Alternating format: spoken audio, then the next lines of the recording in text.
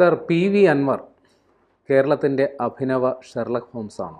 കാര്യം അദ്ദേഹം പറയുന്നത് നമുക്ക് പെട്ടെന്നങ്ങ് ദഹിക്കില്ല. അവിശ്വസനീയമായ കാര്യങ്ങളൊക്കെ ഇപ്പോൾ പറഞ്ഞുകൊണ്ടിരിക്കുന്നു. കഴിഞ്ഞ ദിവസം മത്സരിക്കില്ല എന്ന് പറഞ്ഞു, ഇപ്പം മത്സരിക്കുമെന്ന് പറയും, നാളെ നാമനിർദ്ദേശ പത്രിക കൊടുക്കുമെന്ന് പറയുന്നു.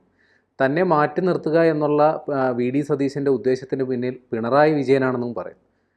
ഇതൊക്കെ പറയുന്നതിൽ എന്തെങ്കിലുമൊക്കെ കഴമ്പുണ്ടോ? ഏറെ ദിവസങ്ങളായി കേരളത്തിലെ മാധ്യമങ്ങളെ അൻവറിൻ്റെ വാർത്തകൾ കൊണ്ട് നിറച്ചിരിക്കുകയാണ്. നമ്മൾ പോലും അതിനകത്ത് നിന്ന് മാറി നിൽക്കാൻ പറ്റാത്ത തരത്തിലേക്ക് വളരെ നിർബന്ധിതമായിട്ട് അൻവറിൻ്റെ വാർത്ത നമ്മളുടെ മുന്നിലേക്ക് വെക്കുകയാണ്. അങ്ങനെ വാർത്ത മുന്നിലേക്ക് വെക്കാൻ പറ്റുന്ന തരത്തിൽ ഓരോ നിമിഷവും എന്തൊക്കെയാണോ അദ്ദേഹത്തിന് തോന്നുന്നത് അതെല്ലാം അദ്ദേഹം വിളിച്ചു പറഞ്ഞുകൊണ്ടിരിക്കുകയാണ് ചെയ്യുന്നത്. വളരെ ശ്രദ്ധേയനായിട്ട് കുറച്ച് നാളുകൾക്ക് മുമ്പ് പിണറായി വിജയനെതിരെ യുദ്ധം പ്രഖ്യാപിച്ച് വന്ന സമയത്താണ് ഇയാൾക്ക് മാധ്യമ ശ്രദ്ധ ലഭിച്ചത്.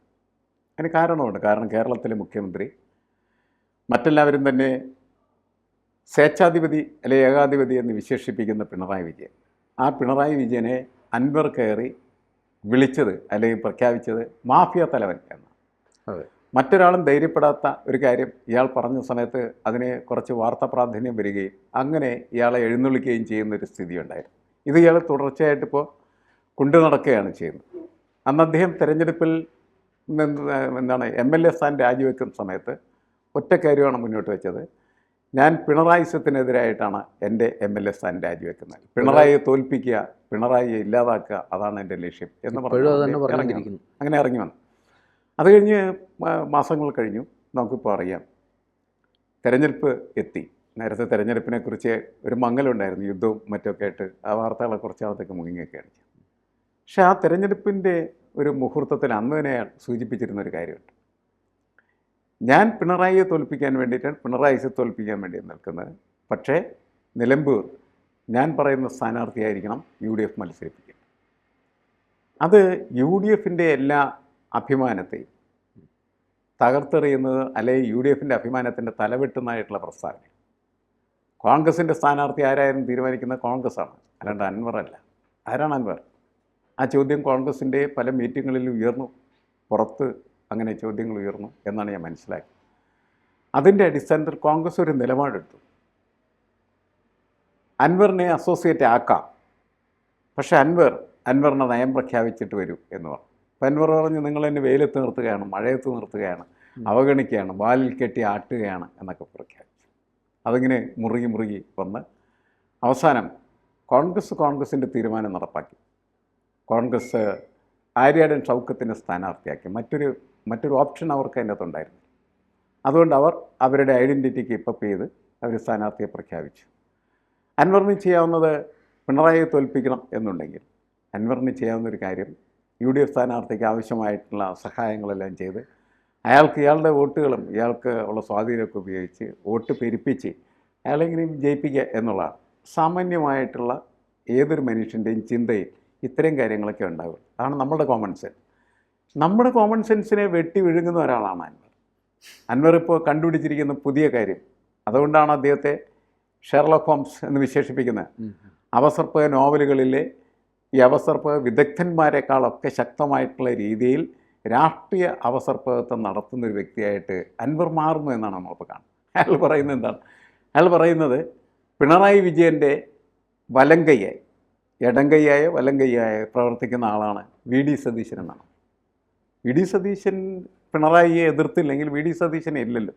അതെ, VD സതീശൻ്റെ നിലനിൽപ്പ് എന്ന് പറഞ്ഞാൽ പിണറായിക്കെതിരെ പ്രവർത്തിക്കുക എന്നുള്ളതാണ്. കാരണം VD സതീശൻ പ്രതിപക്ഷ നേതാവാണ്. അപ്പോൾ മുഖ്യമന്ത്രിക്കെതിരെ പ്രതിപക്ഷ നേതാവ് നിലപാടെടുക്കുകയും ആ നിലപാടിൻ്റെ അടിസ്ഥാനത്തിൽ മുന്നോട്ട് പോവുകയും ചെയ്താൽ മാത്രമാണ് പ്രതിപക്ഷ നേതാവിൻ്റെ രാഷ്ട്രീയം പ്രസക്തമാവുകയും, അല്ലെങ്കിൽ അത് അപ്രസക്തമാണ്. ഏത് അവസരം കിട്ടിയാലും VD സതീശൻ എന്ത് ചെയ്യുന്നുണ്ട്? പിണറായി വിജയനെ ആക്രമിക്കുന്നു. ഉറപ്പായിട്ടും അങ്ങനെ ആക്രമിക്കുന്നുണ്ടെന്ന് കേരളത്തിലെ എല്ലാ ജനങ്ങളും ബോധ്യപ്പെടുത്തി കൊടുക്കുന്നുണ്ട്. സ്വകാര്യ വിരുന്നുകളിലേക്ക് അവർ വളരെ അടുപ്പക്കാരാണ്, അത് വേറെ കാര്യം.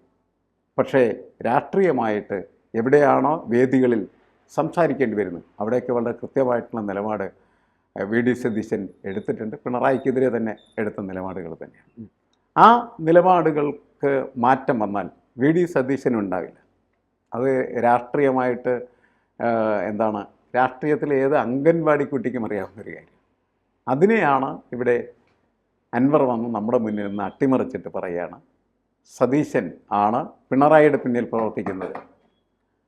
ആ സതീശനാണ് എന്നെ UDF-ൽ കയറ്റാതിരിക്കുന്നത്. അതെ, UDF-ൻ്റെ വാതിൽ അടച്ചത് സതീശനാണ്. സതീശൻ ആർക്ക് വേണ്ടി അടച്ചു?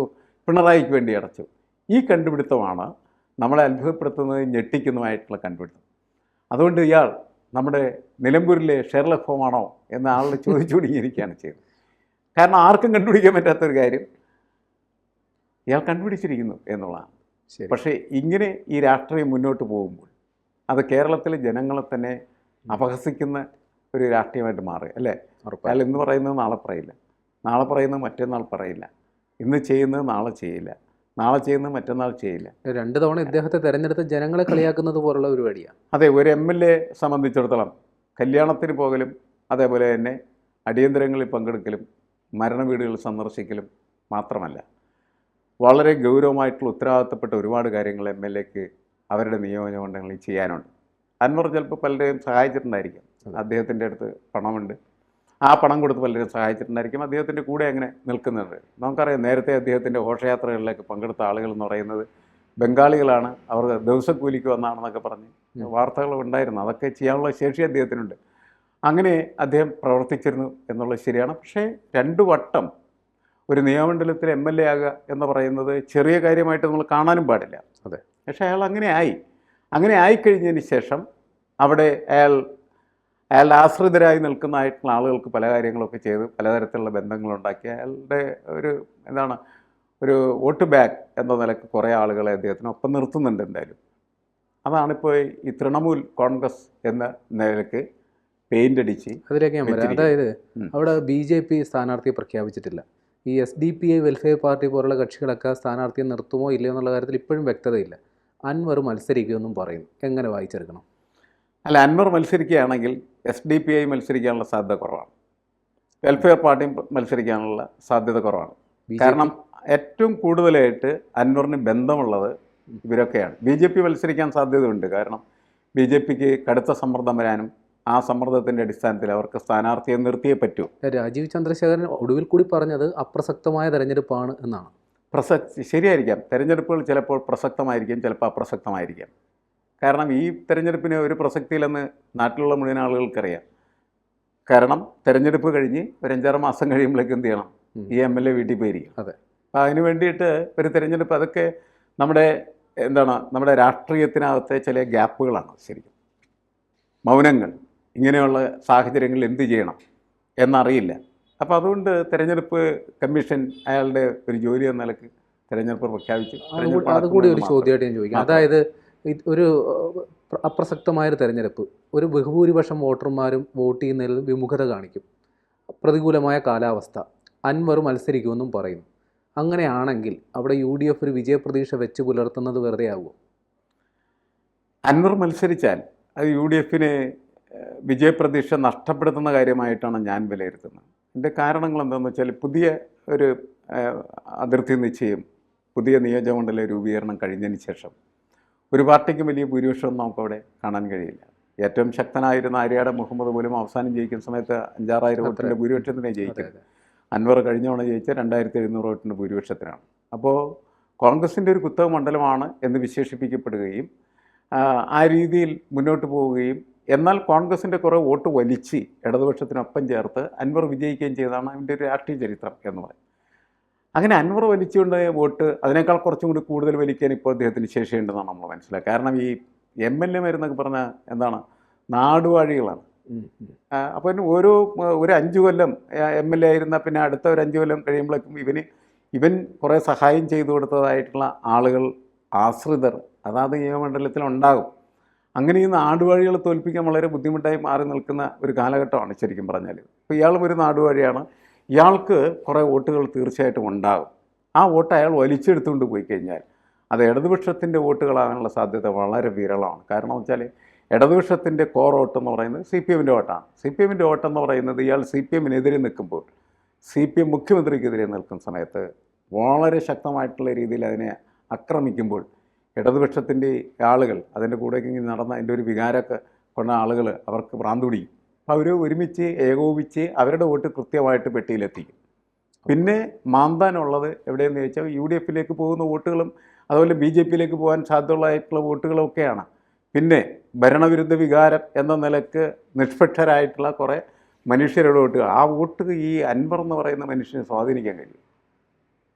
അങ്ങനെ കഴിയുമെന്ന് ഞാൻ കണക്കാക്കുന്നില്ല. കാരണം അൻവർ ഉണ്ടാക്കിക്കൊണ്ടിരിക്കുന്നത് നമ്മൾക്കൊക്കെ ഭയങ്കരമായിട്ടുള്ള ഒരു അപഹാസ്യതയാണ്.